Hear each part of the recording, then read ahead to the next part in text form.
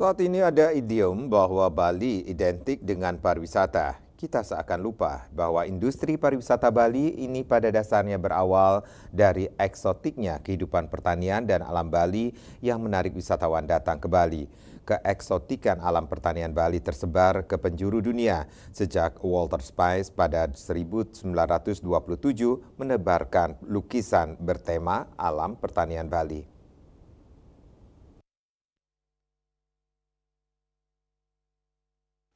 Arsitek Dharma Gusti Putra Agung Kresna mengatakan pesona bentang alam Bali beserta eksotika Living Culture Heritage Kerama Bali mulai mengundang decak kagum wisatawan mancanegara yang datang ke Bali.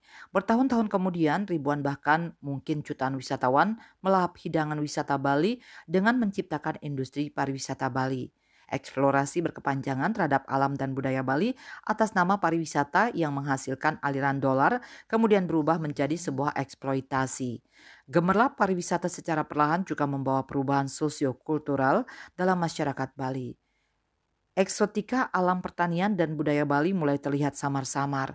Masyarakat Bali yang sebelumnya berjiwa agraris dengan sifat komunal penuh kemitraan secara perlahan, sebagian mulai bergeser menjadi masyarakat jasa yang berciri lebih individual dan penuh dengan kompetisi. Keguyuban yang terpancar dalam bentuk budaya Bali pun mulai samar, bak mata yang mulai rabun melihatnya. Harus ada paradigma baru atas industri pariwisata Bali agar proses pariwisata Bali yang telah berlangsung hampir satu abad tidak sia-sia. Pariwisata pada hakikatnya bukan jati diri Bali.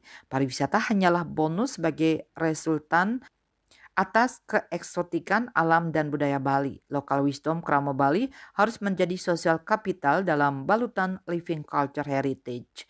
Bali Post melaporkan.